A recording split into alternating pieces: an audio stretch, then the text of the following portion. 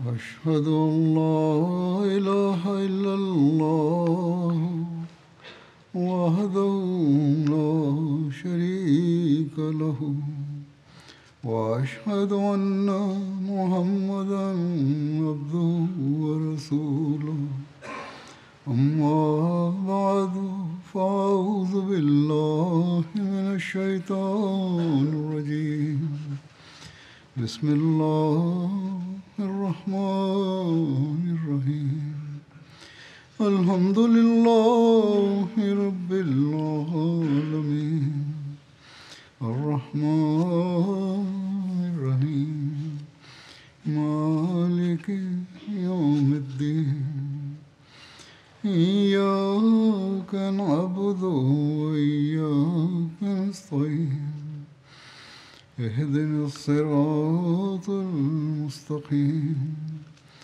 صراط الذين أنعمت عليهم غير المغضوب عليهم ولا الضالين.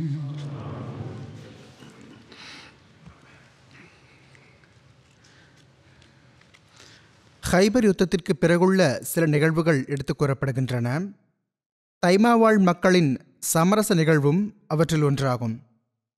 தைமா மதினாவிலிருந்து Syria செல்லும் வழியில் அமைந்திருந்த ஒரு புகழ்பெற்ற நகரமாக இருந்தது. அது மதினாவிலிருந்து ஏறத்தாழ 400 கிலோமீட்டர் தூரத்தில் அமைந்திருந்தது. தைமாவின் யூதர்களுக்கு ஹைபர், ஃபதக் மற்றும் வாதியுல் குராவின் நிலைமை பற்றி தெரிய வந்ததும் அவர்கள் முஸ்லிம்களுக்கு எதிராக எந்தவிதமான போர் திட்டமும் வகுப்பதற்கு பதிலாக தாமே ஆள் அனுப்பி சமரசத்திற்கான முன்மொழிவை வைத்தார்கள். அதை ஹஸ்ரத் ரசூலுல்லாஹ் ஸல்லல்லாஹு அலைஹி வஸல்லம் அவர்கள் ஏற்றுக்கொண்டார்கள். மேலும் தைமாவின் யூதர்களை அவர்களுடைய செல்வங்கள் மற்றும் உடைமைகளுடன் அவர்களது பகுதியிலேயே இருக்க அனுமதி வழங்கிவிட்டார்கள். இதே தருணத்தில் ஃபஜ்ர் தொழுகை தாமதமாக நிறைவேற்றப்பட்டது குறித்தும் ஒரு நிகழ்வு எடுத்துரைக்கப்படுகிறது. ஹஸ்ரத் அபு ஹுரைரா ரலியல்லாஹு அன்ஹு அவர்கள் அறிவிக்கிறார்கள், ஹஸ்ரத் நபிகள் நாயகம் ஸல்லல்லாஹு அலைஹி வஸல்லம் அவர்கள் ஹைபர் போரிலிருந்து திரும்பிய போது இரவு முழுவதும் பயணத்தில் இருந்தார்கள். பெருமானார் ஸல்லல்லாஹு அலைஹி வஸல்லம் அவர்களுக்கு உறக்கம் வந்தபோது மதீனாவுக்கு அருகில் ஓய்வெடுப்பதற்காக தங்கினார்கள். ஹஸ்ரத் பிலால் ரலியல்லாஹு அன்ஹு அவர்களிடம், இன்று இரவு நம்முடைய தொழுகையின் நேரத்தை பாதுகாப்பீராக, அதாவது நீர் பார்த்து கொண்டே இருப்பீராக, தொழுகை நேரத்தில் எழுப்பிவிடுவீராக என்று கூறினார்கள். பிறகு ஹஸ்ரத் பிலால் ரலியல்லாஹு அன்ஹு அவர்கள் தம்மால் இயன்ற அளவுக்கு தொழுதார்கள். அவர்கள் விழித்து கொண்டே இருப்பதற்காக இரவு முழுவதும் நஃபில் தொழுது கொண்டே இருந்தார்கள். ஹஸ்ரத் ரசூலுல்லாஹ் ஸல்லல்லாஹு அலைஹி வஸல்லம் அவர்களும் அன்னாருடைய சஹாபா பெருமக்களும் உறங்கிவிட்டார்கள். ஃபஜர் நேரம் நெருங்கியதும் ஹஸ்ரத் பிலால் ரலியல்லாஹு அன்ஹு அவர்கள் பொழுது விடியும் திசையை பார்த்தவாறு தமது பயண விலங்கின் மீது சாய்ந்து கொண்டார்கள். அப்பொழுது ஹஸ்ரத் பிலால் ரலியல்லாஹு அன்ஹு அவர்கள் தமது ஒட்டகத்தில் சாய்ந்திருந்த நிலையில் அவர்கள் மீதும் உறக்கம் ஆதிக்கம் பெற்றுவிட்டது. எனவே ஹஸ்ரத் நபிகள் நாயகம் ஸல்லல்லாஹு அலைஹி வஸல்லம் அவர்களும் விழிக்கவில்லை, ஹஸ்ரத் பிலால் ரலியல்லாஹு அன்ஹு அவர்களும் விழிக்கவில்லை. மாநபி ஸல்லல்லாஹு அலைஹி வஸல்லம் அவர்களின் சஹாபா பெருமக்களிலும் எவரும் விழிக்கவில்லை. எதுவரை என்றால் அவர்கள் மீது வெயில் பட்டது. அவர்களில் எல்லாருக்கும் முதலாக ஹஸ்ரத் ரசூலுல்லாஹ் ஸல்லல்லாஹு அலைஹி வஸல்லம் அவர்கள் கண்விழித்தார்கள். ஹஸ்ரத் ரசூலுல்லாஹ் ஸல்லல்லாஹு அலைஹி வஸல்லம் அவர்கள் கவலை கொண்டவர்களாக பிலாலே என்று கூறினார்கள். ஹஸ்ரத் பிலால் ரலியல்லாஹு அன்ஹு அவர்கள், அல்லாஹ்வின் தூதர் அவர்களே ஸல்லல்லாஹு அலைஹி வஸல்லம், என் தாய் தந்தையர் தங்கள் மீது அர்ப்பணம், தங்களை தடுத்து வைத்தவனே எனது ஆன்மாவையும் தடுத்து வைத்திருந்தான் என்று பணிவுடன் கூறினார்கள். கண்ணியத்திற்குரிய தூதர் ஸல்லல்லாஹு அலைஹி வஸல்லம் அவர்கள் அங்கிருந்து புறப்படுமாறு கட்டளையிட்டார்கள். எனவே அவர்கள் எல்லாரும் தம்முடைய பயண விலங்குகளை சிறிது தூரம் ஓட்டினார்கள். பிறகு பெருமானார் ஸல்லல்லாஹு அலைஹி வஸல்லம் அவர்கள் உலு செய்தார்கள். சிறிது தொலைவில் சென்று பெருமானார் ஸல்லல்லாஹு அலைஹி வஸல்லம் அவர்கள் நின்றார்கள். அங்கு உலு செய்தார்கள். மேலும் ஹஜ்ரத் பிலால் ரலியல்லாஹு அவர்களுக்கு கட்டளையிட்டார்கள். அவர்கள் தொழுகைக்கான இக்காமத் கூறினார்கள். பிறகு பெருமானார் ஸல்லல்லாஹு அலைஹி வஸல்லம் அவர்களுக்கு சுபுஹ் தொழுகை தொழ வைத்தார்கள். எங்கு அவர்கள் உறங்கினார்களோ அங்கு தொழ வைக்கவில்லை, மாறாக முன்னால் சென்று ஒரு இடத்தில் ஜமாத்தாக தொழ வைத்தார்கள். அன்னார் தொழுது முடிந்ததும் எந்த தொழுகை மறந்து போகிறதோ, அதாவது எவர் தொழ மறந்து விடுகிறாரோ அவர் நினைவு வந்ததும் அதை தொழுதுவிட வேண்டும். ஏனென்றால் என்னை நினைவு கூறுவதற்காக தொழுகை நிலைநாட்டுங்கள் என அல்லாஹ் கூறியுள்ளான் என்று கூறினார்கள். ஃபஜ்ர் தொழுகை தாமதமான நிகழ்வு பல போர்களை பற்றிய குறிப்பில் கூறப்பட்டுள்ளது என்பதும் இங்கு தெளிவாகட்டும். சிலர் இதை தபூக் போரின் நிகழ்வாக கூறுகிறார்கள், சிலர் ஹுதைபியாவின் தருணத்தில் எடுத்துரைத்துள்ளார்கள். அறிவிப்பாளருக்கு தவறு ஏற்பட்டிருக்கலாம், அதனால் வேறு ஒரு போரின் நிகழ்வை இத்துடன் எடுத்துரைத்து விட்டிருக்கலாம், அல்லது ஒன்றுக்கு மேற்பட்ட முறை இந்த நிகழ்வு நடந்திருக்க சாத்தியம் உள்ளது. எவ்வாறாயினும் அல்லாஹ்வே நன்கறிவான். மதினாவிலிருந்து திரும்பி வந்து கொண்டிருக்கும் போது சஹாபா பெருமக்கள் உரத்த குரலில் தக்பீர் கூறிக்கொண்டிருந்தார்கள். இது தொடர்பாக ஹஜ்ரத் அபு மூசா அஷ்அரி ரலியல்லாஹு அன்ஹு அவர்கள் இவ்வாறு எடுத்துரைத்துள்ளார்கள். மதினாவிலிருந்து திரும்பி வந்து கொண்டிருக்கும் போது மக்கள் ஒரு பள்ளத்தாக்கின் மீது ஏறினார்கள். அவர்கள் தம்முடைய குரல்களை உயர்த்தி அல்லாஹு அக்பர், அல்லாஹு அக்பர், லா இலாஹ இல்லல்லாஹ் என்று தக்பீர் கூறினார்கள். இதை கூறியதும் பெருமானார் ஸல்லல்லாஹு அலைஹி வஸல்லம் அவர்களிடம் குரலை தாழ்த்தி வையுங்கள், நீங்கள் யாரோ செவிடரையோ முன்னால் இல்லாதவரையோ அழைக்கவில்லை, அல்லாஹ் கேட்பவனுமாவான், முன்னாலும் இருக்கிறான், எனவே இடைப்பட்ட குரலை வைத்திருங்கள், நீங்களோ அதிகம் கேட்கக்கூடியவனும் மிகவும் அருகில் இருப்பவனுமாகிய அவனை அழைக்கிறீர்கள், அவன் உங்களுடன் இருக்கிறான் என்று கூறினார்கள். அறிவிப்பாளர் கூறுகிறார்கள், நான் ஹஜ்ரத் ரசூலுல்லாஹ் ஸல்லல்லாஹு அலைஹி வஸல்லம் அவர்களின் பயண விலங்குக்கு பின்னால் இருந்தேன். பெருமானார் ஸல்லல்லாஹு அலைஹி வஸல்லம் அவர்கள் நான் கூறுவதை கேட்டுவிட்டார்கள். அப்பொழுது நான் லா ஹவுல வலா குவ்வத இல்லா பில்லாஹ் என்று கூறிக்கொண்டிருந்தேன். மாநபி ஸல்லல்லாஹு அலைஹி வஸல்லம் அவர்கள் அவ்வாறு கூறிய போது நான் லா ஹவுல வலா குவ்வத இல்லா பில்லாஹ் என்று ஓதினேன். ஹஜ்ரத் ரசூலுல்லாஹ் ஸல்லல்லாஹு அலைஹி வஸல்லம் அவர்கள் எனது குரலை கேட்டுவிட்டார்கள். அதனால் அன்னார் என்னிடம் அப்துல்லாஹ் பின் கைஸே என்று கூறினார்கள். நான் இதோ நான் இருக்கிறேன் என்று கூறினேன். அபு மூசா அஷ்அரி ரலியல்லாஹு அன்ஹு அவர்களின் பெயர் அப்துல்லாஹ் பின் கைஸ் ஆகும். அப்பொழுது நான் அல்லாஹ்வின் தூதர் அவர்களே ஸல்லல்லாஹு அலைஹி வஸல்லம், இதோ நான் இருக்கிறேன் என்று கூறினேன். பெருமானார் ஸல்லல்லாஹு அலைஹி வஸல்லம் அவர்கள் நான் உமக்கு சொர்க்கத்தின் கருவூலங்களில் ஒரு கருவூலமான ஒரு சொற்றொடரை பற்றி தெரியப்படுத்த வேண்டாமா என கேட்டார்கள். அதற்கு நான் அல்லாஹ்வின் தூதர் அவர்களே ஸல்லல்லாஹு அலைஹி வஸல்லம், ஏன் வேண்டாம், என் தாய் தந்தை தங்கள் மீது அர்ப்பணம், நிச்சயமாக கூறுங்கள் என்று பணிவுடன் கூறினேன். மாநபி ஸல்லல்லாஹு அலைஹி வஸல்லம் அவர்கள் லா ஹவுல வலா குவ்வத இல்லா பில்லாஹ் என்று கூறினார்கள். மேலும் கூறினார்கள், இதுதான் அந்த சுற்றொடராகும். மனிதனிடம் தீமையிலிருந்து தப்பித்துக் கொள்வதற்கான வலிமையும் இல்லை, எந்த மனிதனிடமும் நன்மை செய்வதற்கான ஆற்றலும் இல்லை, ஆனால் இது அல்லாஹ் வழங்கும் நல்வாய்ப்பு மூலம் நிகழ்கிறது. ஆக இதன் பக்கம் அன்னார் கவனமூட்டினார்கள். மாநபி ஸல்லல்லாஹு அலைஹி வஸல்லம் அவர்கள், நீங்கள் இந்த சொற்றொடரை கூறிக்கொண்டிருந்தீர்கள், இதுவோ மிகவும் உயர்ந்த சொற்றொடராகும், மேலும் இது அல்லாஹுக்கு அருகில் கொண்டு செல்கிறது என்று கூறினார்கள். எவ்வாறாயினும் மதீனாவை நோக்கி பயணம் தொடர்ந்தது. மதீனாவிலிருந்து ஹிஜ்ரி 7ஆம் ஆண்டு முஹர்ரம் மாதம் புறப்பட்ட இஸ்லாமிய படை இறைவனின் அருள்கள் மற்றும் வெற்றிகளை முழுமையான முறையில் தழுவியவாறு சஃபர் மாதத்தின் கடைசி நாள்களில் அல்லது ரபியுல் அவ்வல் மாதத்தின் துவக்கத்தில் மதீனாவுக்கு திரும்பி வந்து சேர்ந்துவிட்டது. ஹைபரில் அன்னல் நபி ஸல்லல்லாஹு அலைஹி வஸல்லம் அவர்கள் தங்கியிருந்த காலகட்டம் குறித்து கருத்து வேறுபாடு காணப்படுகிறது. ஹஜ்ரத் இப்னு அப்பாஸ் ரலியல்லாஹு அன்ஹுமா அவர்கள் அறிவிக்கிறார்கள், ஹஜ்ரத் ரசூலுல்லாஹ் ஸல்லல்லாஹு அலைஹி வஸல்லம் அவர்கள் ஹைபரில் 6 மாதங்கள் தங்கினார்கள்.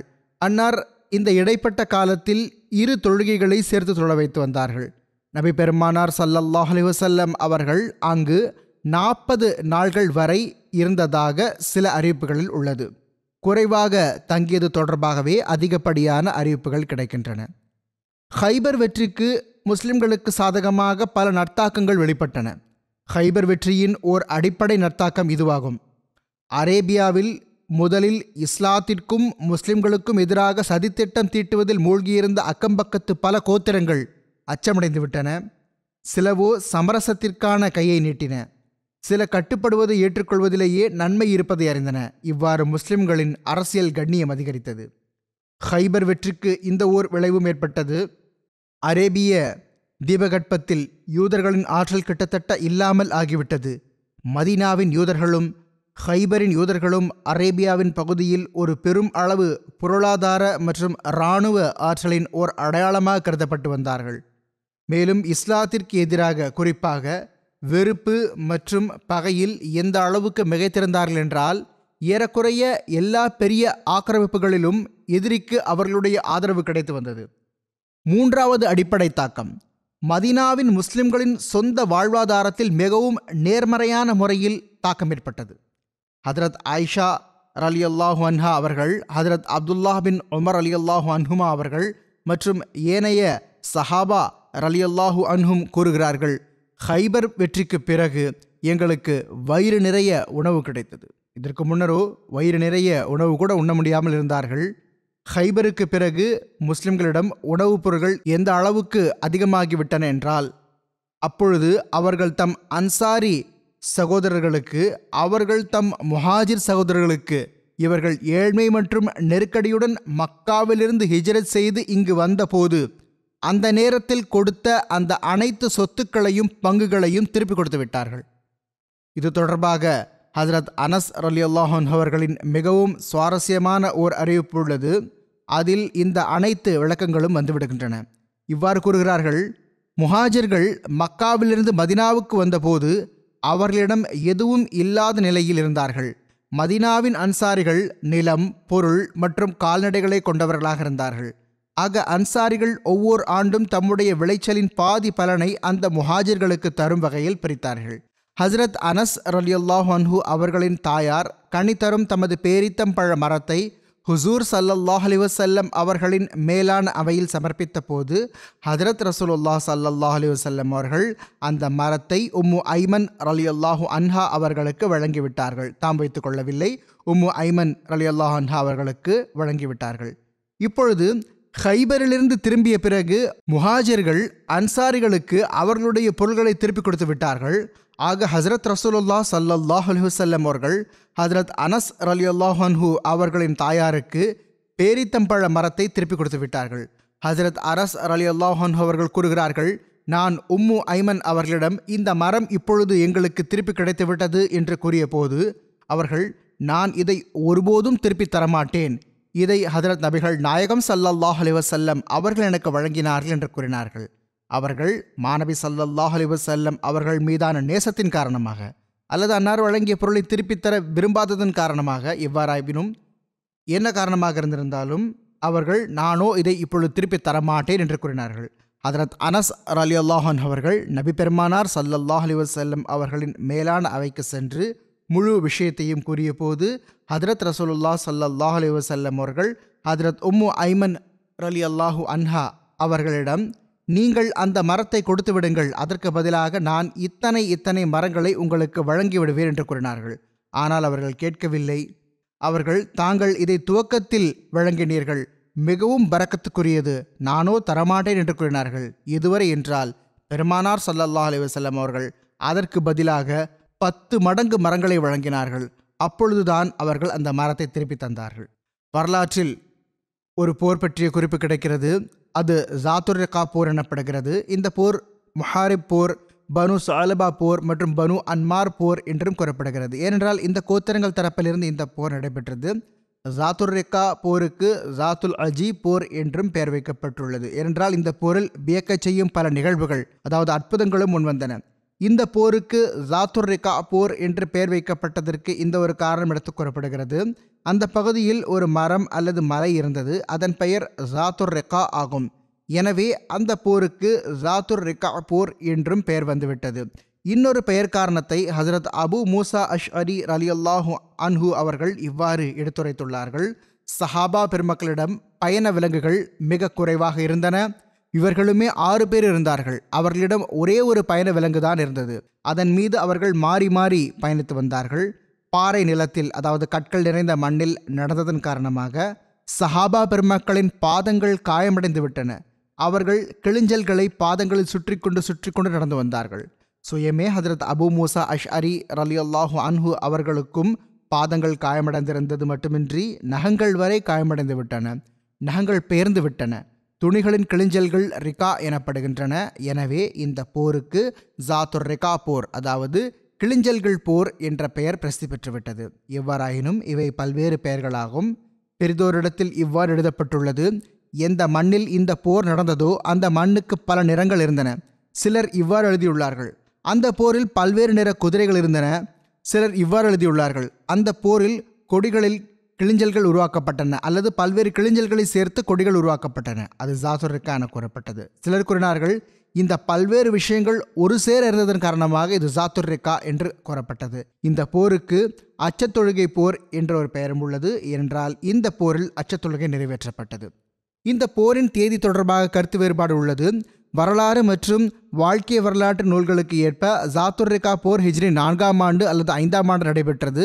ஆக இப்னு ஹிஷாம் அவர்கள் இப்னு இஸ்ஸாக் அவர்களிடமிருந்து அறிவித்தவாறு ஜாத்துர் ரிகா போரை ஹிஜ்ரி 4ஆம் ஆண்டில் பனு நசீர் போருக்கு 3 மாதங்கள் பிறகுள்ளதாக கூறியுள்ளார்கள். இப்னு சாத் அவர்களின் பார்வையில் இது ஹிஜ்ரி 5ஆம் ஆண்டு நடைபெற்றது. ஆனால் இமாம் புகாரி ரஹிமஹுல்லா அவர்கள் ஒரு வலுவான சாட்சியத்தின் மூலமாக இந்த போரை ஹைபர் வெற்றிக்கு பிறகு ஹிஜ்ரி 7ஆம் ஆண்டின் போராக எடுத்துரைத்துள்ளார்கள். அந்த சாட்சியம் என்னவென்றால், ஹஜ்ரத் அபு மூசா அஷ்அரி ரலியல்லாஹு அன்ஹு அவர்கள் இந்த போரில் கலந்து கொண்டிருந்தார்கள். ஹஜ்ரத் அபு மூசா அஷ்அரி ரலியல்லாஹு அன்ஹு அவர்கள் ஹைபர் போருக்கு பிறகு முஸ்லிமானார்கள். எனவே ஹிஜ்ரி 7ஆம் ஆண்டு என்ற தேதி ஹஜ்ரத் அபு மூசா அஷ்அரி ரலியல்லாஹு அன்ஹு அவர்கள் அங்கு ஹைபரில் வந்து கலந்து கொண்டார்கள். எனவே இந்த போருக்கு ஹிஜ்ரி 7ஆம் ஆண்டு என்ற தேதி அதிகம் நம்பத்தகுந்ததாகும். ஹஜ்ரத் சாஹிப்ஜாதா மிர்சா பஷீர் அஹமத் சாஹிப் அவர்கள் சிரத் ஹாத்தமுன் நபியினின் இறுதியில் தமது நூலின் எஞ்சிய பகுதிகளுக்காக எழுதிய தலைப்புகளில் ஜாத்துர் ரிகா போரை ஹைபர் போருக்கு பிறகு ஹிஜ்ரி 7ஆம் ஆண்டின் போராக கூறியுள்ளார்கள். இந்த போருக்கான ஒரு காரணம் என்னவாக இருந்ததென்றால், நஜ்த் பகுதியில் சிலர் அவ்வப்போது திருட்டு, கொள்ளையடித்தல் ஆகிய அத்துமீறல்கள் செய்து பயணிகளுக்கு தொல்லை கொடுத்து வந்தார்கள். இந்த மக்கள் ஏதாவது ஒரு இடத்தில் இருக்க மாட்டார்கள். எனவே இவர்கள் மீது ஆதிக்கம் கொள்வது மிகவும் சிரமமான பணியாக இருந்தது. ஹஜ்ரத் நபிகள் நாயகம் ஸல்லல்லாஹு அலைஹி வஸல்லம் அவர்கள் இவர்களுக்கு எதிராக பயனளிக்கும் நடவடிக்கை மேற்கொள்ள தீர்மானித்தார்கள். இந்த போருக்கு இரண்டாவது காரணமாக கூறப்படுவதாவது, ஒரு மனிதன் வியாபார பொருட்களை எடுத்துக்கொண்டு மதீனாவுக்கு வந்தான். மதீனத்து மக்கள் அவனிடம் பொருள்களை வாங்கிய போது அவன் அந்த முஸ்லிம்களிடம், பனு அன்மார் மற்றும் பனு சாலபா உங்களுக்காக ஒரு படையை ஆயத்தம் செய்து விட்டார்கள், ஆனால் நீங்கள் அவர்களை விட்டு கவனமற்றவர்களாக இருக்கிறீர்கள் என்று கூறினான். பெருமானார் ஸல்லல்லாஹு அலைஹி வஸல்லம் அவர்களுக்கு இந்த செய்தி கிடைத்ததும் அன்னார் மதீனாவில் பொறுப்பாளரை நியமித்தார்கள். மேலும் பயணத்துக்கான ஆயத்தம் மேற்கொண்டார்கள். இப்னு இஸ்ஹாக் கூறுகிறார்கள், ஹஜ்ரத் அபு ஜர் கஃபாரி ரலியல்லாஹு அன்ஹு அவர்களை பிரதிநிதியாக நியமித்தார்கள்.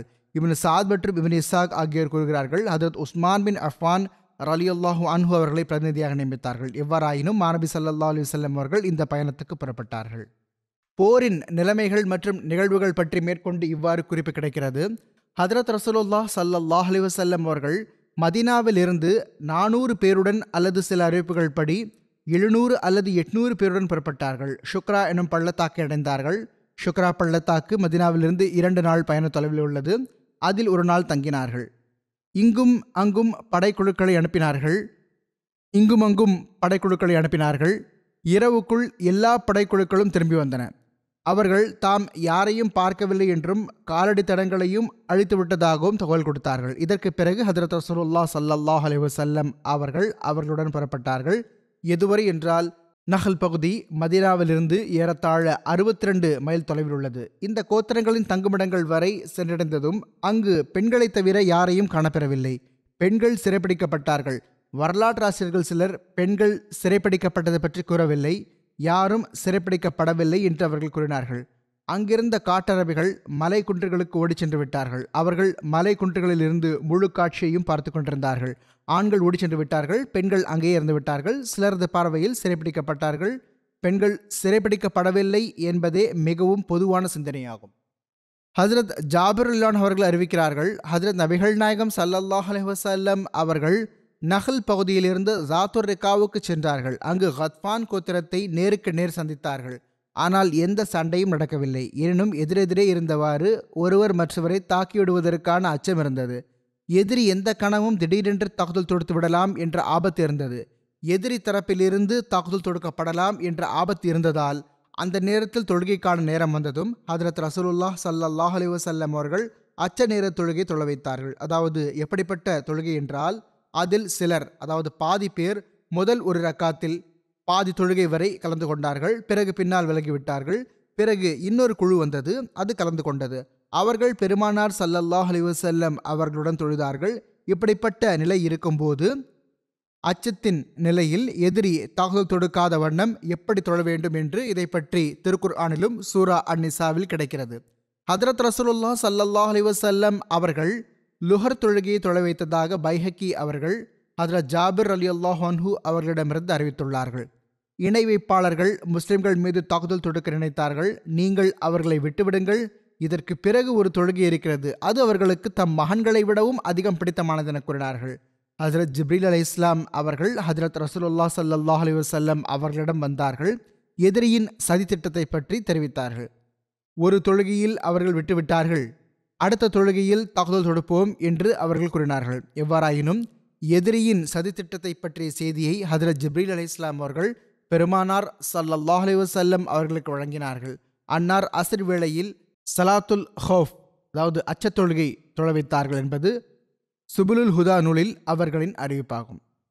இப்னு சாத் அவர்கள் கூறினார்கள், இது பெருமானார் ஸல்லல்லாஹு அலைஹி வஸல்லம் அவர்கள் தொழ வைத்த முதல் அச்சத் தொழுகையாகும். புகாரிக்கு விளக்க உரை எழுதுபவரான அல்லாமா பத்ருத்தீன் ஐனி எழுதுகிறார்கள், அச்சத் தொழுகை பற்றி முதல் முறை எந்த ஆண்டு இது தொடர்பாக கட்டளை இறங்கியது என்று கருத்து வேறுபாடு உள்ளது. முதன்முறை ஜாத்துர்ரிகா போரில் இந்த தொழுகை தொழப்பட்டது என்பது அறிஞர்கள் அனைவரின் கூற்றாகும்.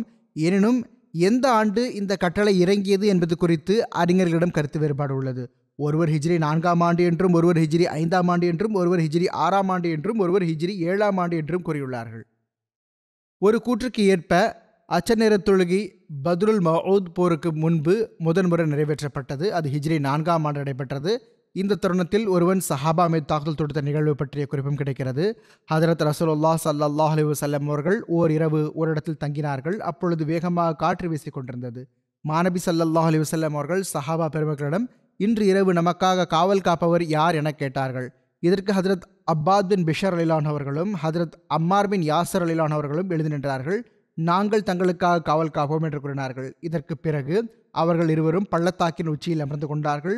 ஹதரத் அப்பாத் பின் பிஷர் ரலியல்லாஹு அவர்கள் ஹதரத் அம்மார் பின் யாசர் ரலியல்லாஹு அவர்களிடம், முன்னிரவில் நான் காவல் காத்து விடுவேன், நீங்கள் உறங்குங்கள், பின்னிரவில் நீங்கள் காவல் காருங்கள், நான் உறங்குகிறேன் என்று அவர்கள் கூறினார்கள். இந்த வகையில் ஹதரத் அம்மார் பின் யாசர் ரலியல்லாஹு அவர்களோ உறங்கிவிட்டார்கள். ஹதரத் அப்பாத் பின் பிஷர் ரலியல்லாஹு அவர்கள் எழுந்து நின்று தொழ ஆரம்பித்தார்கள். எவ்வாறாயினும் அவர்கள் தொழுது கொண்டிருந்தார்கள். இவ்வாறு எடுத்து கூறப்பட்டுள்ளது, இரவில் எதிரி ஒருவன் அவர்களை பார்த்து விட்டான். குன்றில் ஹதரத் அப்பாத் பின் பிஷர் ரலியல்லாஹு அவர்கள் நிழலை பார்த்தான். தொழுது கொண்டிருந்தார்கள். அசைவு ஏற்பட்டு கொண்டிருந்தது. எவ்வாறாயினும் முஸ்லிம்களின் ஒரு நபர்தான் இவர் காவல் காத்து கொண்டிருக்கிறார் என்று அவன் நினைத்தான். இதைத்தான் அவன் நினைத்திருப்பான். இவர் நம் எதிரி என்று அவன் அம்பு எய்தான்.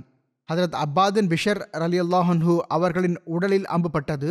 ஹதரத் அப்பாத் பின் பிஷர் ரலியல்லாஹு அன்ஹு அவர்கள் தொழுது கொண்டிருந்தார்கள்.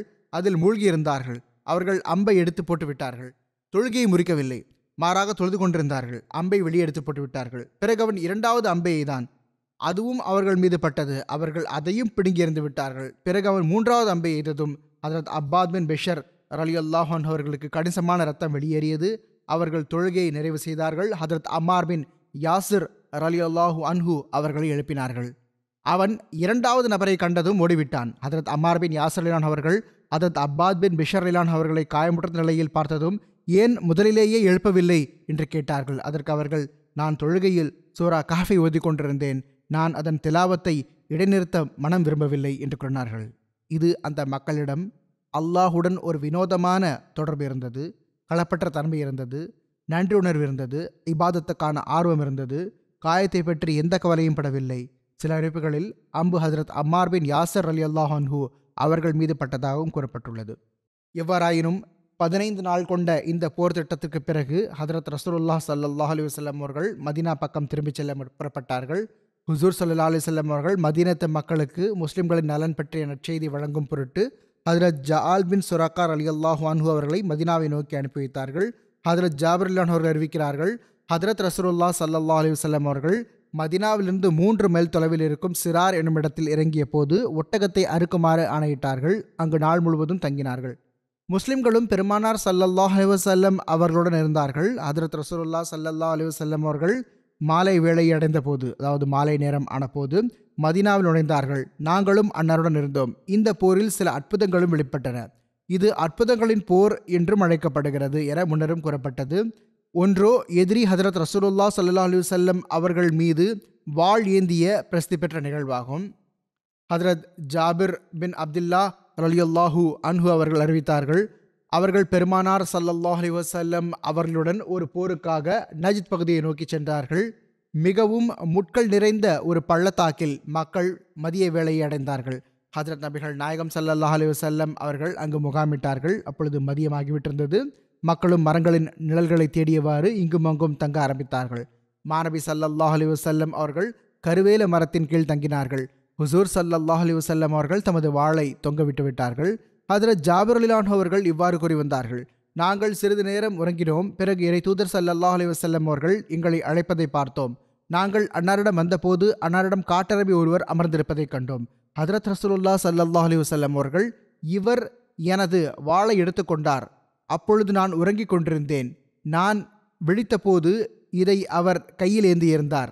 இவர் என்னிடம், யார் உம்மை என்னிடமிருந்து காப்பாற்றுவார் என கேட்டார். நான் அல்லாஹ் என்று கூறினேன். இவர் வாளை உரையிலிட்டு விட்டார். இதோ உட்கார்ந்திருக்கும் இவர்தான் அவர் என்று கூறினார்கள். பெருமானார் ஸல்லல்லாஹு அலைஹி வஸல்லம் அவர்கள் தாக்குதல் தொடுத்த அந்த நபருக்கு எந்த தண்டனையும் வழங்கவில்லை. அந்த நபரின் பெயர் கௌரிஸ் பின் ஹாரிஸ் என்று கூறப்படுகிறது. சிலர் கௌரிக் என்று கூறுகிறார்கள். அவர் பெயர் கௌரிக் ஆகும் என்கிறார்கள். சிலர் கவேரிஸ் என்றும் கூறியுள்ளார்கள். அந்த நபர் தொடர்பாக அவர் இஸ்லாத்தை ஏற்றுக்கொண்டதாகவும் கூறப்படுகிறது. இஸ்லாத்தை ஏற்கவில்லை என்றும் கூறப்படுகிறது. ஆயினும் அவர் மாநபி ஸல்லல்லாஹு அலைஹி வஸல்லம் அவர்களிடம் இனி ஒருபோதும் அன்னாருக்கு எதிராக வரமாட்டார் என வாக்குறுதியும் அளித்திருந்தார். அண்ணல் நபி ஸல்லல்லாஹு அலைஹி வஸல்லம் அவர்கள் மீது வாளை ஏந்திய இன்னொரு நிகழ்வும் அறிவிப்புகள் கிடைக்கிறது. அதில் தோசூர் எனும் மனிதர் மாநபி ஸல்லல்லாஹு அலைஹி வஸல்லம் அவர்கள் மீது தாக்குதல் தொடுத்ததாக கூறப்பட்டுள்ளது. அறிஞர்கள் சிலர் இவ்விரு நிகழ்வுகளையும் ஒரே நிகழ்வாக கூறியுள்ளார்கள். சிலரது பார்வையில் இவ்விரு நிகழ்வுகளும் இருவேறு தருணங்களில் நிகழ்ந்தவையாகும்.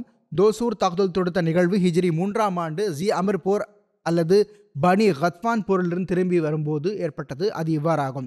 கண்ணியத்திற்குரிய தூதர் ஸல்லல்லாஹு அலைஹி வஸல்லம் அவர்கள் ஓரிடத்தில் தனிமையில் படுத்திருப்பதை இணை வைப்பாளர்கள் பார்த்தபோது அவர்கள் தம் தலைவன் தோசூரிடம் வந்தார்கள். இந்த நபர் அவர்களில் எல்லாரையும் விட வீரராக இருந்தார். இணை வைப்பாளர்கள் அவரிடம், இப்பொழுது முஹம்மது ஸல்லல்லாஹு அலைஹி வஸல்லம் அவர்கள் முற்றிலும் தனிமையில் படுத்திருக்கிறார்கள். இப்பொழுது அவர்களை சமாளிப்பது உனது வேலையாகும் என்று கூறினார்கள். ஓர் அறிவிப்பில் இவ்வாறு உள்ளது, நபி பெருமானார் ஸல்லல்லாஹு அலைஹி வஸல்லம் அவர்கள் அங்கு தன்னந்தனியாக படுத்திருப்பதை தோசூர் தானே பார்த்தபோது அவர், இப்பொழுதும் நான் முஹம்மது ஸல்லல்லாஹு அலைஹி வஸல்லம் அவர்களை கொல்லவில்லை என்றால் அல்லாஹே என்னை அழித்து விடுவானாக என்று கூறினார். எவ்வாறாயினும் இதை கூறிவிட்டு அந்த தோசூர் வாளை ஏந்தி கொண்டு நடந்தார். சரியாக மாநபி ஸல்லல்லாஹு அலைஹி வஸல்லம் அவர்களின் தலைமாட்டை அடைந்ததும் நின்றுவிட்டார். திடீரென்று அவர் ஹுசூர் ஸல்லல்லாஹு அலைஹி வஸல்லம் அவர்களை பார்த்து கூறினார், இன்று அல்லது இவ்வாறு கூறினார், இப்பொழுது இந்த நேரம் உங்களை என் கையிலிருந்து யாரால் காப்பாற்ற முடியும்? ஹஜ்ரத் நபிகள் நாயகம் ஸல்லல்லாஹு அலைஹி வஸல்லம் அவர்கள் நிதானமாக, அல்லாஹ் என்னை உன்னிடமிருந்து காப்பாற்றுவார் என கூறினார்கள். இதனால் அவர் மண்ணில் விழுந்து விட்டார். மேலும் வாள் அவரது கையிலிருந்து கீழே விழுந்து விட்டது. நபி பெருமானார் ஸல்லல்லாஹு அலைஹி வஸல்லம் அவர்கள் உடனடியாக அவரது வாளை எடுத்துக்கொண்டு அவரிடம், இப்பொழுது உன்னிடமிருந்து யார் காப்பாற்றுவார் என கேட்டார்கள். இதற்கு தோசூர் கூறினார், லா, எவரும் இல்லை. என்னையோ இப்பொழுது எவரும் காப்பாற்ற முடியாது. மேலும் அல்லாஹை தவிர வணக்கத்திற்கு ஒரு வீரர் யாரும் இல்லை என்றும் முஹம்மது ஸல்லல்லாஹு அலைஹி வஸல்லம் அவர்கள் அல்லாஹ்வின் திருத்தூதர் ஆவீர்கள் என்றும் நான் சாட்சி பகர்கிறேன். அல்லாஹின் மீது ஆணையாக இனி நான் ஒருபோதும் தங்களுக்கு எதிராக மக்களை ஒன்று திரட்ட மாட்டேன். இவ்வாறு அவர் வாக்குறுதி அளித்தார். பெருமானார் ஸல்லல்லாஹு அலைஹி வஸல்லம் அவர்கள் அவரது வாளை அவருக்கே அளித்து விட்டார்கள். பிரிதோர் அறிவிப்பில் இவ்வாறு உள்ளது, தோசூர் பெருமானார் ஸல்லல்லாஹு அலைஹி வஸல்லம் அவர்களை பார்த்து, அல்லாஹின் மீது ஆணையாக தாங்கள் பேருதவி புரியும் விஷயத்தில் என்னை விட சிறந்தவராவீர்கள் என்று பணியுடன் கூறினார். ஹஜ்ரத் ரசூலுல்லாஹ் ஸல்லல்லாஹு அலைஹி வஸல்லம் அவர்கள் பதிலளித்தவாறு, அன அஹக்கும் பி ஸாலிக மின்க், அதாவது நான் பேருதவி புரிவதில் உம்மை விட அதிகம் உரிமை உடையவனாவேன் என கூறினார்கள். தோசூர் தன் சமுதாயத்தின் பக்கம் திரும்பி வந்தார். ஆனால் அவரது நிலைமையே மாறிப்போயிருந்தது. அவர் தனது சமுதாயத்துக்கு தப்லீக் செய்து கொண்டிருந்தார். தோசூர் என்னுடன் என்ன நிகழ்ந்தது, நான் எப்படி விழுந்தேன் என நிகழ்வு எடுத்துரைத்தார். அவர் விழுந்த நிகழ்வை இவ்வாறு எடுத்து கூறுகிறார், நான் அங்கு உயரமான மனிதர் ஒருவரை பார்த்தேன். நான் அங்கு வாளை ஏந்தி கொண்டு நின்று கொண்டிருந்த போது மிகவும் உயரமான மனிதர் அங்கு வந்ததை பார்த்தேன். அவர் என்னை தள்ளிவிட்டதும் நான் முதுகு குப்புற விழுந்து விட்டேன்.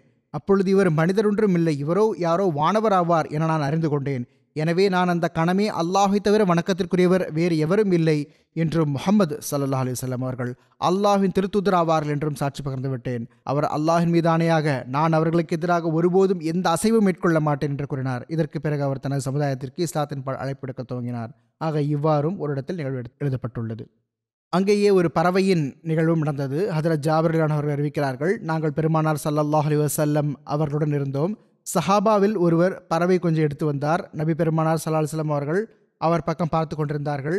அந்த பறவையின் தாயோ அல்லது தந்தையோ அல்லது அவற்றில் ஒன்று, தாய் தந்தை இரண்டும் இருந்தன, அல்லது அவற்றில் ஒன்று அதன் கொஞ்சை பிடித்த அந்த சஹாபிக்கு முன் தன்னை விழச் செய்து விட்டது. பறவை கொஞ்சை பிடித்து வைத்திருந்தார்கள். தாய் அல்லது தந்தையில் ஒன்றான பெரிய பறவை வந்தது, அவர்களுக்கு முன்னால் விழுந்து விட்டது. ஆக அவர்கள் கூறுகிறார்கள், நான் மக்களை பார்த்தேன், அவர்கள் இதை கண்டு வியந்து கொண்டிருந்தார்கள்.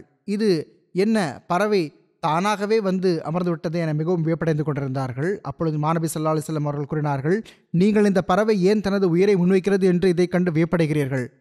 தனது கொஞ்சுக்காக நீங்கள் அதன் கொஞ்சை பிடித்து வைத்துக் கொண்டீர்கள். அது தனது கொஞ்சை காப்பாற்றுவதற்காக தன்னையே சமர்ப்பித்து விட்டது. ஹுசூர் ஸல்லல்லாஹு அலைஹி வஸல்லம் அவர்கள் கூறினார்கள், அல்லாஹின் மீதானையாக உங்கள் இறைவன் அந்த பறவையை விட அதிகம் உங்கள் மீது கருணை புரிகிறான். இது எப்படி தனது கொஞ்சின் மீது கருணை காட்டுவதற்காக வந்ததோ அதைவிட அதிகம் அல்லாஹ் உங்கள் மீது கருணை புரிகிறான்.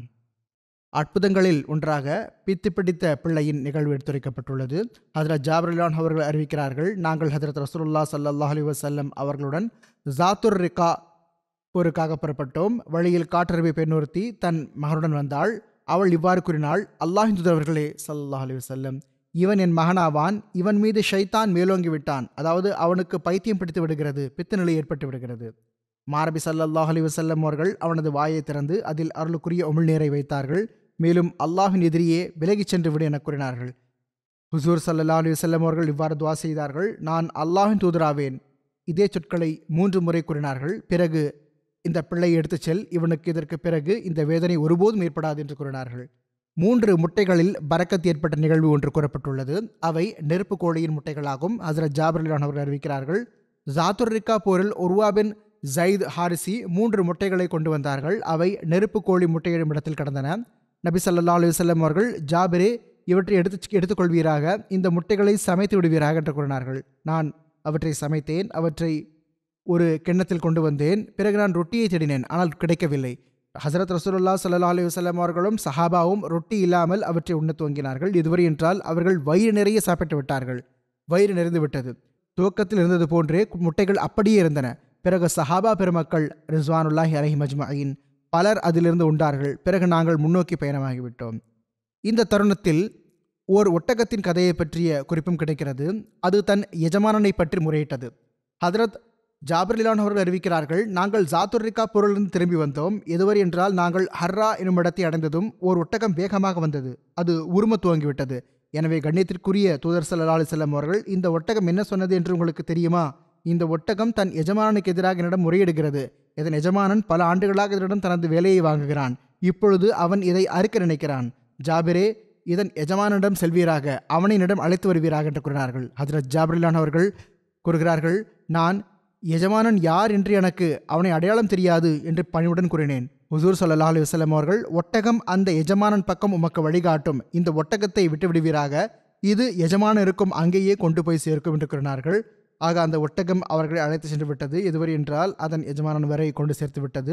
ஹஜ்ரத் ஜாபிர் ரலியல்லாஹு அன்ஹு அவர்கள் கூறுகிறார்கள், நான் அவனை பெருமானார் ஸல்லல்லாஹு அலைஹி வஸல்லம் அவர்களிடம் அழைத்து வந்தேன். அப்பொழுது ஹுசூர் ஸல்லல்லாஹு அலைஹி வஸல்லம் அவர்கள் அந்த ஒட்டகத்தை பற்றி பேசினார்கள். ஹுசூர் ஸல்லல்லாஹு அலைஹி வஸல்லம் அவர்கள், நீ இந்த ஒட்டகத்தினிடம் விற்றுவிடு என்று கூறினார்கள். அவன் ஒட்டகத்தை நபி பெருமானார் ஸல்லல்லாஹு அலைஹி வஸல்லம் அவர்களிடம் விற்றுவிட்டான். மாநபி ஸல்லல்லாஹு அலைஹி வஸல்லம் அவர்கள் அதை காட்டில் மேய விட்டுவிட்டார்கள். இந்த தருணத்தில் ஹஜ்ரத் ஜாபிர் ரலியல்லாஹு அன்ஹு அவர்களின் ஒட்டகம் தொலைந்து போன நிகழ்வும் கிடைக்கிறது. ஹஜ்ரத் ஜாபிர் ரலியல்லாஹு அன்ஹு அவர்கள் அறிவிக்கிறார்கள், இருள் நிறைந்த இரவில் எனது ஒட்டகம் தொலைந்து போய்விட்டது. ஹஜ்ரத் ரசூலுல்லாஹ் ஸல்லல்லாஹு அலைஹி வஸல்லம் அவர்களை கடந்து சென்ற போது அன்னார் என்னவாயிற்று என கேட்டார்கள். நான், அல்லாஹ்வின் தூதர் அவர்களே ஸல்லல்லாஹு அலைஹி வஸல்லம், எனது ஒட்டகம் தொலைந்து போய்விட்டது என்று பணிவுடன் கூறினேன். பெருமானார் ஸல்லல்லாஹு அலைஹி வஸல்லம் அவர்கள், உமது ஒட்டகம் இன்ன இடத்தில் இருக்கிறது, நீர் சென்று அதை பிடித்துக் கொள்வீராக என கூறினார்கள். நான் அந்த பக்கம் சென்றேன், ஆனால் எனக்கு ஒட்டகம் கிடைக்கவில்லை. நான் திரும்பி வந்தேன். நான் மீண்டும் அவ்வாறே கூறினேன். நான் மீண்டும் சென்றேன். பெருமானார் ஸல்லல்லாஹு அலைஹி வஸல்லம் அவர்களிடம் மீண்டும் அதையே கூறினார்கள். அவர்கள் கூறுகிறார்கள், நான் மறுபடியும் சென்றேன், ஆனால் எனக்கு ஒட்டகம் கிடைக்கவில்லை. நான் திரும்பி சென்றேன். இதனால் மாநபி ஸல்லல்லாஹு அலைஹி வஸல்லம் அவர்கள் பரிவு காட்டியவாறு, வாரும், என்னுடன் வாரும் என கூறினார்கள். ஹுசூர் ஸல்லல்லாஹு அலைஹி வஸல்லம் அவர்கள் என்னுடன் வந்தார்கள். எதுவரை என்றால், நாங்கள் ஒட்டகத்தின் பக்கம் சென்றோம். நபி ஸல்லல்லாஹு அலைஹி வஸல்லம் அவர்கள் ஒட்டகத்தை பிடித்து என்னிடம் கொடுத்து விட்டார்கள். ஹதரத் ஜாபிர் ரலியல்லாஹு அன்ஹு அவர்களது சோம்பல் அடைந்த ஒட்டகம் பற்றியும் ஒரு நிகழ்வு கிடைக்கிறது.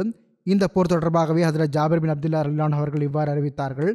நான் கண்ணியத்திற்குரிய நபி ஸல்லல்லாஹு அலைஹி வஸல்லம் அவர்களுடன் இருந்தேன். எனது ஒட்டகம் சோம்பல் அடைந்து விட்டது, களைத்து விட்டது. நபி பெருமானார் ஸல்லல்லாஹு அலைஹி வஸல்லம் அவர்கள் என்னிடம் வருகை தந்து ஜாபிர் என்று கூறினார்கள். நான் ஆம் என்றேன். ஹுசூர் ஸல்லல்லாஹு அலைஹி வஸல்லம் அவர்கள் என்ன ஆனது என கேட்டார்கள். நான் எனது ஒட்டகம் சோம்பலடைந்து விட்டது, அது களைத்து போய்விட்டது, மேலும் நான் பின்தங்கி விட்டேன் என்று கூறினேன். நபி ஸல்லல்லாஹு அலைஹி வஸல்லம் அவர்கள் தமது பயண விலங்கில் இருந்து இறங்கினார்கள். பிறகு உம்மிடம் தண்ணீர் இருக்கிறதா என கேட்டார்கள். நான் ஆமாம் என்று பதிலளித்தேன். பிறகு நான் ஒரு தண்ணீர் கோலையை கொண்டு வந்தேன்.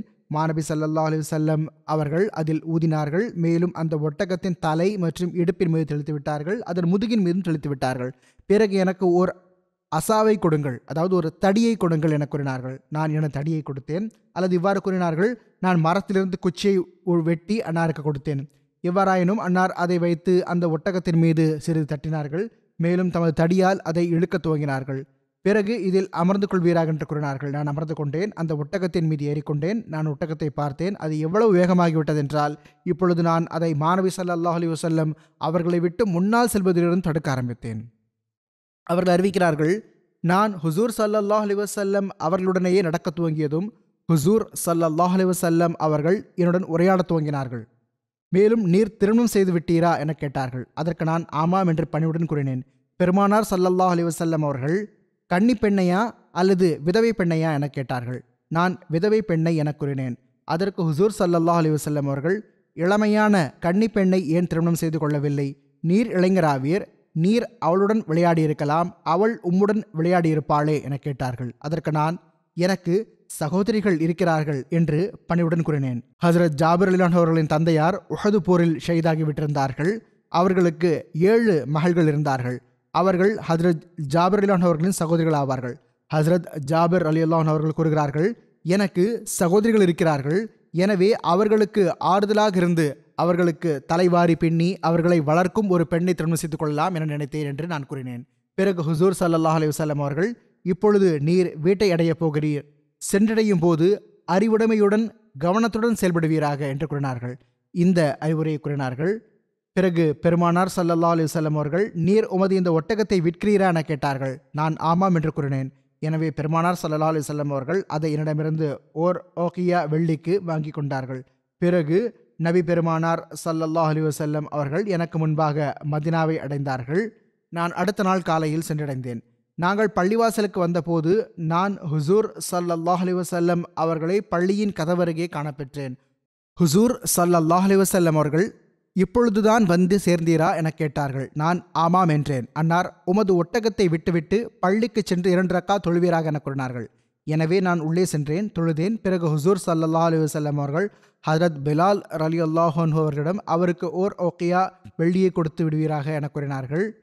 வழியில் முடிவான ஒட்டகத்திற்கான அதே விலை.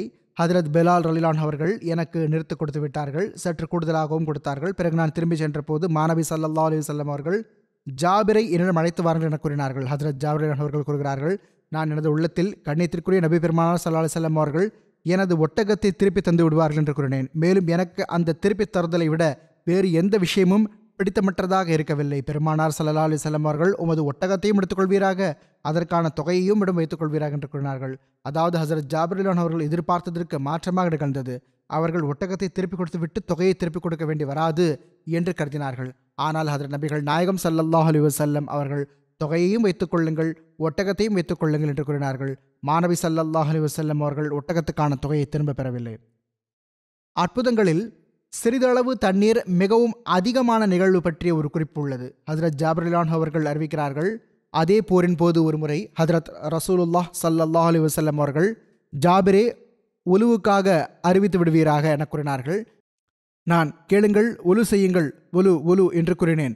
நான் மக்களுக்கு இந்த அறிவிப்பையோ செய்துவிட்டேன். அவர்கள் கூறுகிறார்கள், மாநபி ஸல்லல்லாஹு அலைஹி வஸல்லம் அவர்களிடம் நான் படைக்குழுவில் இப்பொழுதோ நம்மிடம் தண்ணீரின் ஒரு சொட்டு கூட காணப்பெறவில்லை என்று பணிவுடன் கூறினேன். நபிநாதர் ஸல்லல்லாஹு அலைஹி வஸல்லம் அவர்கள் இன்னார் மகன் இன்னார் அன்சாரியிடம் சென்று அவரது தோல் பையில் ஏதும் உள்ளதா என பார்ப்பீராக என கூறினார்கள். அவர்கள் கூறுகிறார்கள், நான் அந்த பக்கம் சென்றேன். அதில் பார்த்தபோது அவருடைய தோல் பைகளில் ஒன்றின் வாயில் ஒரு சொட்டு இருந்தது. அதாவது மிகவும் குறைவான தண்ணீர் இருந்தது. நான் அதை கவிழ்த்திருந்தால் அதன் காய்ந்த பகுதி அதை குடித்து விட்டிருக்கும். எவ்வளவு குறைவாக இருந்தது என்றால் அது அதிலிருந்து வெளியே வருவதே சிரமமாக இருந்தது. பிறகு நான் கண்ணியத்திற்குரிய தூதர் ஸல்லல்லாஹு அலைஹி வஸல்லம் அவர்களிடம் வந்தேன். மேலும் அல்லாஹ்வின் தூதர் அவர்களே ஸல்லல்லாஹு அலைஹி வஸல்லம், இந்த தோல்பையின் வாயில் நான் ஒரு சொட்டு தண்ணீரை மட்டுமே காணப்பெற்றேன். மிகவும் குறைவாக இருக்கிறது. நான் அதை கவிழ்த்தால் அதன் காய்ந்த பகுதி அதை குடித்துவிடும் என்று பணிவுடன் கூறினேன். அண்ணன் நபி ஸல்லல்லாஹு அலைஹி வஸல்லம் அவர்கள் அதை என்னிடம் கொண்டு வாரும் என்று கூறினார்கள். நான் அதை அன்னாரிடம் கொண்டு வந்தேன். அன்னார் அதை தமது கைகளில் பிடித்தார்கள். ஏதோ கூற துவங்கினார்கள், துவா செய்தார்கள். என்ன கூறினார்கள் என்று எனக்கு தெரியாது. அன்னார் அதை தம்முடைய கைகளால் அமுக்கிக் கொண்டே செல்வார்கள்.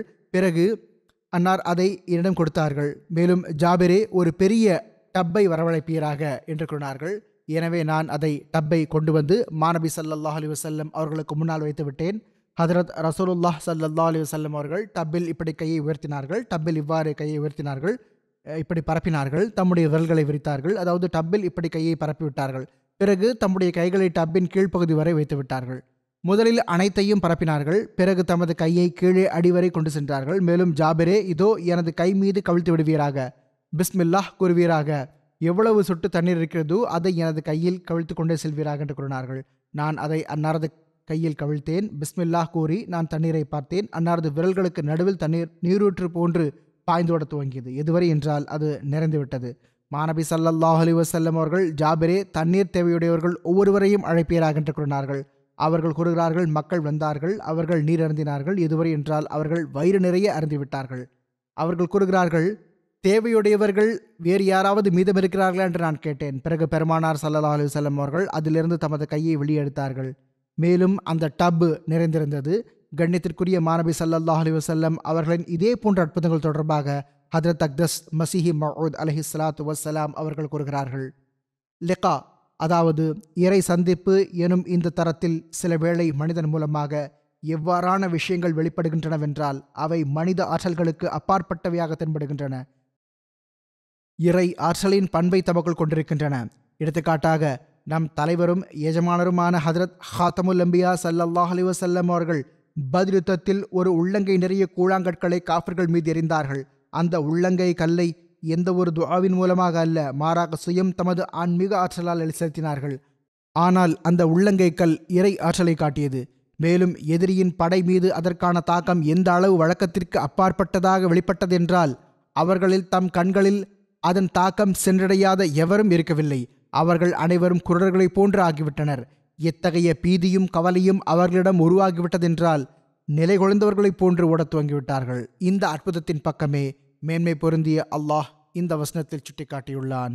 ஒமா ரமைத்த இது ரமைத்த வலாக்கின் அல்லாஹ் ரமா, அதாவது நீர் அந்த உள்ளங்கை கல்லை எறிந்த போது நீர் எறியவில்லை, மாறாக இறைவன் எறிந்தான். அதாவது திரைமறைவில் இறை ஆற்றல் செயலாற்றி சென்று விட்டது. இது மனித ஆற்றலின் பணியாக இருக்கவில்லை. இவ்வாறே நபி பெருமானார் ஸல்லல்லாஹு அலைஹி வஸல்லம் அவர்களின் இரண்டாவது அற்புதம் நிலவு பிளந்ததாகும். இது அதே இறையாற்றலால் வெளிப்பட்டது. அத்துடன் எந்த துவாவும் இணைந்திருக்கவில்லை. ஏனென்றால் அது இறையாற்றலால் நிறைந்திருந்த விரலின் அசைவால் மட்டுமே நிகழ்ந்துவிட்டது. மேலும் இதே போன்ற இன்னும் பல அற்புதங்கள் இருக்கின்றன. அதை சுய ஆற்றலின் அடிப்படையில் மட்டும் மாநபி ஸல்லல்லாஹு அலைஹி வஸல்லம் அவர்கள் செய்து காட்டினார்கள். அவற்றுடன் எந்த துஆவும் இருக்கவில்லை.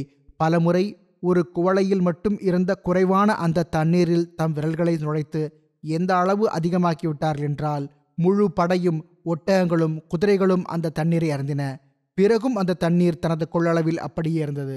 பலமுறை 2-3 ரொட்டிகளின் மீது கை வைத்ததன் காரணமாக பசித்திருந்த தாகித்திருந்த ஆயிரக்கணக்கானவர்களை அவற்றின் மூலம் வயிறார செய்துவிட்டார்கள், வயிறு நிறைய செய்துவிட்டார்கள். சில வேளை குறைவாக இருந்த பாலுக்கு தம் நாவினால் பரக்கத் வழங்கி அதை கொண்டு ஒரு கூட்டத்தின் வயிறு நிரம்ப செய்து விட்டார்கள். சில வேளைகளில் கசப்பான கிணற்றில், அதாவது உப்பு நிறைந்த கிணற்று தண்ணீரில் தமது நாவின் உமிழ்நீரை இட்டு அதை மிகவும் இனிப்பானதாக ஆக்கிவிட்டார்கள். சில வேளைகளில் கடுமையாக காயமுற்றவர்கள் மீது தமது கையை வைத்து அவர்களை நலமாக்கிவிட்டார்கள்.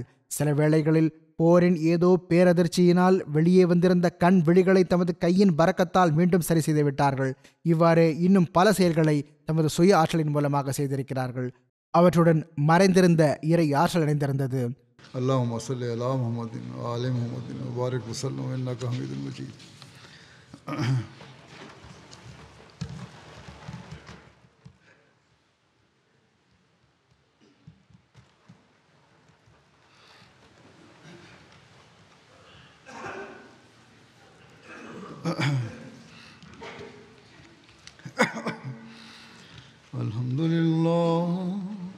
الحمد لله نحمده ونستعينه ونستغفره ونؤمن به ونتوكل عليه ونعوذ بالله من شرور أنفسنا ومن سيئات أعمالنا من يهده الله فلا مضل له ومن يضلل فلا هادي له ونشهد أن لا إله إلا الله ونشهد أن محمدا عبده ورسوله. عباد الله رحمكم الله إن الله يأمر بالعدل والإحسان وإيتاء ذي القربى وينهى عن الفحشاء والمنكر والبغي يعظكم لعلكم تذكرون. اذكروا الله يذكركم وادعوه يستجب لكم ولذكر الله أكبر.